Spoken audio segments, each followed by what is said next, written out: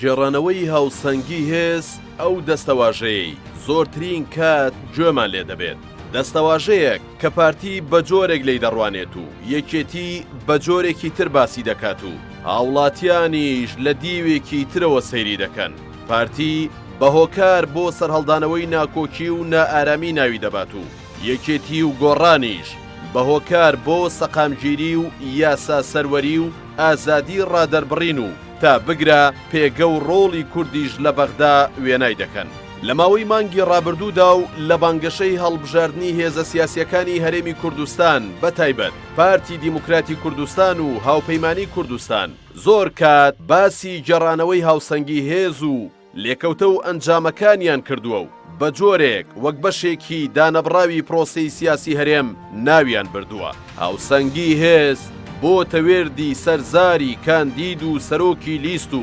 پەرلەمانتار و بەرپرسانی یەکێتی و پارتی و گۆڕان و بەشێکی زۆری شەقام و چاودێرانیش قسەی لەبارەوە دەکەن. قوبات تاڵەبانی وەک سەرۆکی هاوپەیمانی کوردستان بە درێژایی بانگەشەی لیستەکەی لە شار و شارۆچکە جیاوازەکانەوە بەدەنگی بەرز بانگەشەی گەڕانەوەی هاوسەنگی هێز دەکات بۆ پرۆسەی سیاسی کوردستان و بە هۆکارێک بۆ گەڕانەوەی سەروەربوونی یاسا و ئازادی ڕادەربڕین و خزمەتگوزاری پێناسەی دەکات. تاڵەبانی کوڕ کە جێگری سەرۆکوەزیرانی کوردستانە بەڕوون و ڕاشکاوی بە هەمووان دەڵێت کە ئێستا تای تەرازووی سیاسی و ئیداری لە هەرێمی کوردستاندا لاسەنگە و کەوتووە بەلای پارتیدا و ئەوان دەیانەوێت ئەو لاسەنگیە هاوسەنگ بکەنەوە و لەو ڕێگەیەوە پرۆسەی سیاسی و ئیداری هەرێم بگەڕنەوە سەر ڕێچکەی ڕاستی خۆی تا کارگەیشتە ئەوەی قوبات تاڵەبانی گەڕانەوەی ئەو هاوسەنگیە با کۆتایی هێنان بە کوێخا و ئاغابوونی پارتی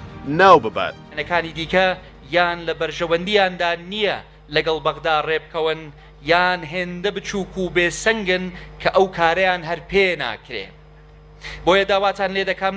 لە پێناوی گەڕانەوەی هاوسەنگی هێز لە هەرێمی کوردستان، چونکە پارتی زۆر باش دەزانێ ئەگەر پێگەی هاوپەیمانی کوردستان لاواز بێ ئیتر شتێک نامێنێ بە ناوی هاوسەنگی هێز و خۆی دەبێتە ئاغا و کوێخای ئەم کوردستانە و لە بەغا و لە هەولێریش قسە هەر قسەی پارتی دەبێ. من لە ئێوە دەپرسم پێتان خۆشە پارتی ببێتە ئاغا و کوێخا بەسەر خەڵکی کوردستانەوە؟ بەسەر ئێوەی گەرمیانیەوە؟ دەی خەسەم بەخوا و ڕۆژە بە چاوی خۆیان نابینن. هەموو جارێک کە تاڵەبانی کوڕ باسی گەڕانەوەی هاوسەنگی هێزی کردبێت وەڵامێکی توندراوەتەوە لەلایەن بەرپرسانی پارتیەوە و وا وێناکراوە کە تاڵەبانی تەنها بۆ بانگەشە ئەو دەستەواژەیە بەکاردێنێت و شتێک نییە بە ناوی ناهاوسەنگیەوە لە پرۆسەی سیاسی و ئیداری هەرێمدا، چونکە بەپێی سەنگ و قورسایی هێزەکان هاوسەنگیەکە دابەش بووە. بەڵام ئەوەی کە جێگەی سەرنج بوو بەرپرسێکی باڵایی پارتی کە ئەندامی سەرکردایەتی و بەرپرسی لقی شانزەی ئەو حیزبەیە هاتە سەر شاشەکان و باشکرا گەڕانەوەی هاوسەنگی هێزی بە هۆکاری نائارامی و تێکچوونی ئاسایشی هەرێم ناو بردوو بەڕوونی بە هەمووانی وت ئەگەر پارتی یەکەم هێزی کوردستان نەبێت ئارامی هەرێم دەکەوێتە ژێر هەڕەشەوە. ئەم قسەی بڵند ئیسماعیل بەرپرسی لقی شازدەی پارتی کاردانەوەی توندی بەدوا داهاتوو وا لێک درایەوە کە پارتی هاوسەنگبوونی هێز و پرۆسەی سیاسی لە هەرێم بە هۆکاری شەڕی ناوخۆ دەزانێت و هەڕەشەی ئەوە دەکات کە ئەگەر پارتی هێزی یەکەم نەبێت شەڕی ناوخۆ سەرهەڵەدات.